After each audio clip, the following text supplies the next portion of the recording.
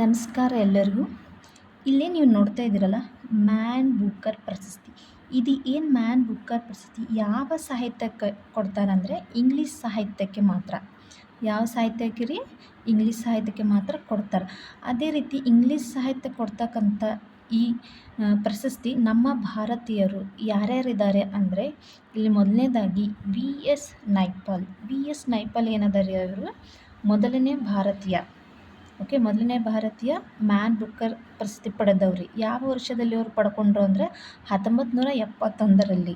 ಹೌದಾ? 1971ರಲ್ಲಿ man Booker ಪ್ರಶಸ್ತಿ ಪಡೆದರು. ಯಾವ ಕೃತಿಗೆ ಅವರು ಮ್ಯಾನ್ ಬೂಕರ್ ಪ್ರಶಸ್ತಿಯನ್ನು ಪಡೆದರು ಅಂದರೆ ಇನ್ ಅ ಫ್ರೀ ಸ್ಟೇಟ್. ಇನ್ ಅ ಫ್ರೀ ಸ್ಟೇಟಿಗೆ ಅವರು ಮ್ಯಾನ್ ಬೂಕರ್ ಪ್ರಶಸ್ತಿಯನ್ನು ಪಡೆದರು.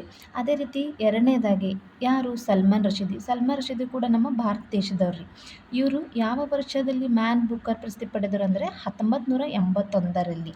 ಹೌದಾ? 1981ರಲ್ಲಿ ಮ್ಯಾನ್ ಬೂಕರ್ ಪ್ರಶಸ್ತಿ ಪಡೆದರು. ಅದೇ ರೀತಿ ಯಾವ ಕೃತಿಗೆ ಅವರು ಮ್ಯಾನ್ ಬೂಕರ್ ಪ್ರಶಸ್ತಿ ಪಡೆದರು ಅಂದರೆ ಮಿಡ್ ನೈಟ್ ಚಿಲ್ಡ್ರನ್. ಹೌದಾ?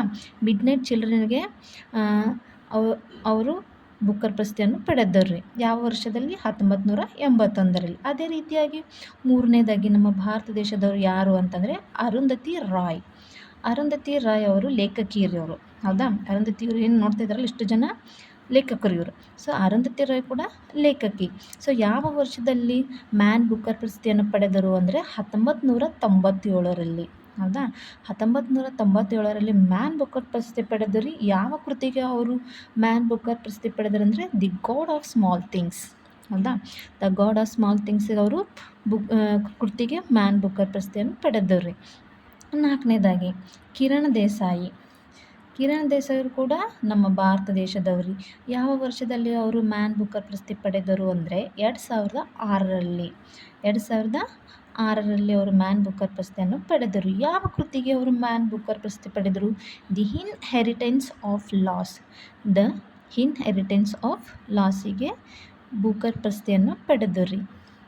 ಅದೇ ರೀತಿಯಾಗಿ ಅರವಿಂದ್ ಅಡಿಗ ಇವರು 5ನೇದವರು ಕೂಡ ನಮ್ಮ ಭಾರತ ದೇಶದವ್ರಿ. ಅರವಿಂದ್ ಅಡಿಗ.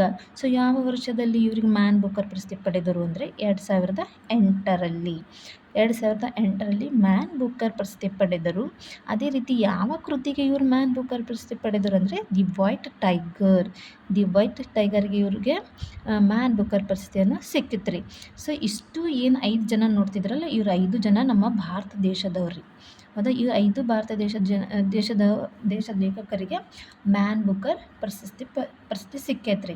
ಸೊ ಇವರು 5 ಜನ ಯಾವ ಸಾಹಿತ್ಯಕ್ಕೆ ಸಂಬಂಧಪಟ್ಟವರು ಅಂದರೆ ಇಂಗ್ಲೀಷ್ ಸಾಹಿತ್ಯಕ್ಕೆ ಮಾತ್ರ ಸಂಬಂಧಪಟ್ಟವ್ರು ಇವರು. ಹೌದಾ? ಸೊ ಇಷ್ಟೆಲ್ಲ ನಾ ಏನು ಮಾಹಿತಿ ಕೊಟ್ಟಿದ್ದೇನೆ ಅದೆಲ್ಲ ಇಷ್ಟು ಮಾಹಿತಿ ನೀವು ನೆನಪಿಗೆ ಇಟ್ಕೊಂಡ್ರೆ ಇದೆಲ್ಲ ಎಕ್ಸಾಮ್ ಕೇಳ್ತಾರೆ. ಕೆಲವೊಂದು ಎಕ್ಸಾಮಲ್ಲಿ ಬರ್ತಾವ. ಇದು ಇಷ್ಟು ಎಲ್ಲ ಮಾಹಿತಿಯನ್ನು ನೀವು ನೆನಪಲ್ಲಿ ಇಟ್ಕೋಬೇಕು. ಏನಾದರೂ ಡೌಟ್ ಇದ್ದರೆ ನೀವು ಕಮೆಂಟ್ಸ್ ಹಾಕ್ಬೋದು. Thank you.